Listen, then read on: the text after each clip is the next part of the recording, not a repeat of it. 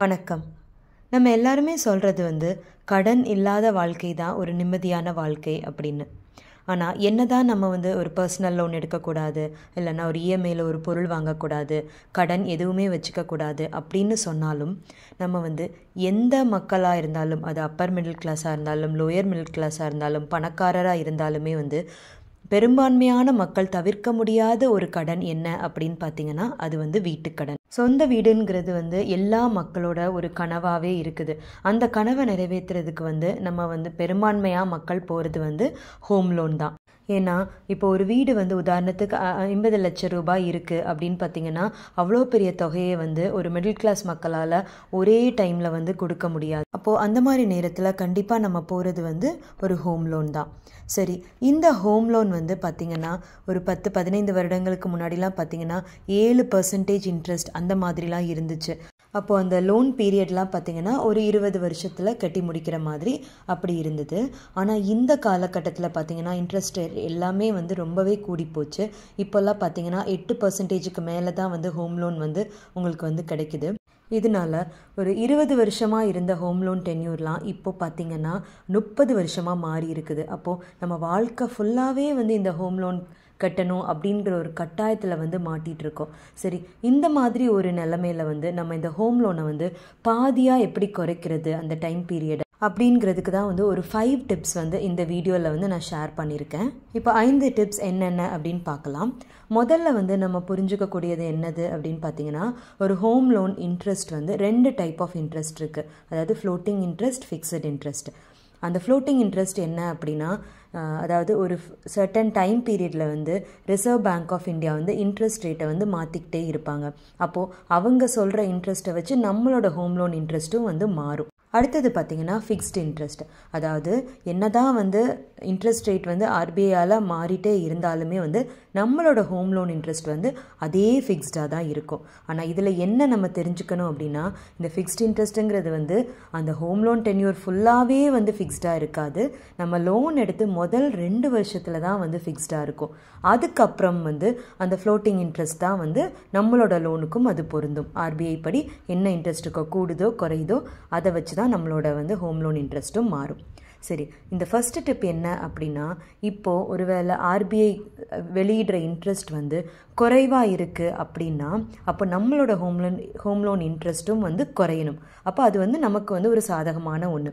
அந்த மாதிரி ஒரு சிச்சுவேஷன் வந்தது அப்படின்னா நம்ம என்ன பண்ணணும்னா, நம்ம ஹோம் லோன் டீமை நம்ம காண்டாக்ட் பண்ணி அவங்கள இந்த மாதிரி குறைஞ்சனால நம்ம ஹோம் லோனுக்கும் அதை அப்ளை பண்ண சொல்லணும். ஏன்னா நிறையா இடங்கள்ல அதை அந்த பேங்க்லேயோ இதுலேயோ ஃபாலோ பண்ணுறது கிடையாது.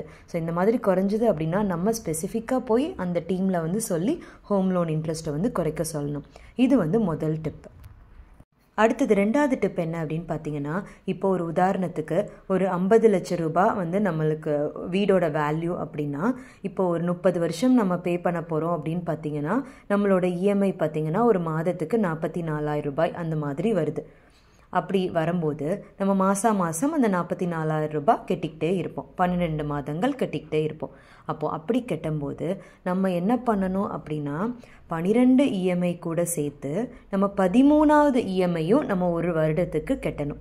அதாவது நம்ம லோனை கொஞ்சம் எக்ஸ்ட்ரா காசு நம்ம கட்டணும். இப்போ இந்த மாதிரி 12 இஎம்ஐக்கு பதிலாக 13 இஎம்ஐயாக நீங்கள் எக்ஸ்ட்ரா காசு கட்டும்போது உங்களோட ஹோம் லோன் டென்யூர்லேருந்து தாராளமாக ஒரு 5 வருடங்கள் உங்களுக்கு குறையும். 3வது டிப் என்ன அப்படின்னு பார்த்தீங்கன்னா, இப்போ நம்ம வருஷம் நம்ம வேலை பார்க்குற அலுவலகத்தில் நமக்கு போனஸ், இன்சென்டிவ் அந்த மாதிரி கண்டிப்பாக ஏதாவது ஒரு பெரிய காசு கிடைக்கும்.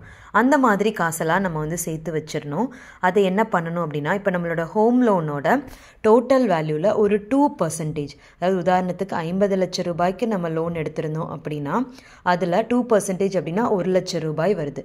அந்த 1 லட்சம் ரூபாயை ஒவ்வொரு வருடமும் நான் ப்ரீபேமெண்ட் பண்ணுவேன், அந்த பிரின்சிபலுக்கு அகெயின்ஸ்டாக நான் க்ளோஸ் பண்ணுவேன் அப்படிங்கிறத நம்ம ஒரு கோலாக வச்சுக்கணும். ஒவ்வொரு வருஷமும் நான் இந்த மாதிரி 1 லட்சம் ரூபாய் நான் எக்ஸ்ட்ரா கட்டிகிட்டே வருவேன் அப்படின்னு நீங்கள் பண்ணிங்கன்னா இது மூலமாகவுமே உங்களோட ஹோம் லோன் டென்யூர்லேருந்து 5 வருடங்கள் ஈஸியாக நம்ம குறைக்கலாம். அடுத்தது 4வது டிப் என்னன்னு பார்த்தீங்கன்னா, இது நிறைய பேர் ஃபாலோ பண்ணி அது ப்ரூவன் டிப். இது அதாவது நம்ம ஹோம் லோனில் ஒரு 5% அமௌண்ட்டை வந்து நம்ம வந்து ப்ரீபேமெண்ட் பண்ணணும் பிரின்சிபலுக்கு அகெயின்ஸ்டாக. இப்போ உதாரணத்துக்கு 50 லட்சம் ரூபாய் நம்ம லோன்னா அதில் 5% அப்படின்னா 2.5 லட்சம் ரூபாய் வருது. அந்த அமௌண்ட்டை வந்து பிரின்சிபலுக்கு அகெயின்ஸ்டாக நீங்கள் க்ளோஸ் பண்ணிங்க அப்படின்னாலுமே வந்து உங்களுக்கு வந்து உங்களோட ஹோம் லோனில் வந்து நிறைய வருடங்கள் வந்து குறைக்கலாம். நமக்கு வந்து ஹோம் லோன் எப்போ எடுப்போம் அப்படின்னா நல்லா வேலை பார்க்குற டைமில் ஒரு 25 to 35 அந்த மாதிரி வயசில் தான் வந்து மோஸ்ட்டாக ஹோம் லோன் எடுப்போம்.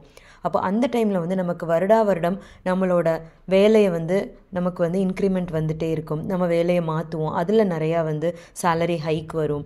அப்போது நம்மளால் இந்த 2.5 லட்சம் ரூபாய் வந்து ஈஸியாக நம்ம சேர்த்து வச்சு நம்ம பிரின்சிபலுக்கு அகெயின்ஸ்டாக நீங்கள் வந்து ப்ரீபேமெண்ட் பண்ண முடியும்.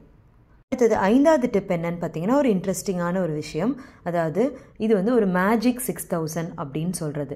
இப்போது நமக்கு வந்து மியூச்சுவல் ஃபண்டுங்கிறது வந்து ரொம்பவே காமனாக எல்லாருமே இன்வெஸ்ட் பண்ணிகிட்ருக்கோம். அப்போது இந்த லோன் எடுத்து நம்ம இஎம்ஐ கட்ட ஆரம்பிக்கும் போதே நம்ம என்ன பண்ணணும் அப்படின்னா ஒரு 6000 ரூபாய்க்கு வந்து ஒரு மியூச்சுவல் ஃபண்ட் வந்து இன்னொரு சைடில் ஸ்டார்ட் பண்ணிகிட்டே இருக்கணும்.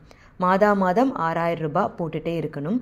அந்த மாதிரி போடும்போது ஒரு 12% நமக்கு வந்து ஒரு இன்ட்ரெஸ்ட் வர மாதிரி ஒரு ஃபண்டில் போட்டோம் அப்படின்னா ஒரு 14 வருடங்கள் நம்ம வெயிட் பண்ணி பார்த்தோம் அப்படின்னா நம்ம வந்து 14 வருடங்களுக்கு அப்புறம் பார்த்திங்கன்னா நம்ம இன்வெஸ்ட் பண்ண அமௌண்ட் பார்த்திங்கன்னா 10,08,000 இருக்கும். நமக்கு வந்து இன்ட்ரெஸ்ட் எவ்வளோ அப்படின்னா 16,10,000 அந்த மாதிரி இருக்கும்.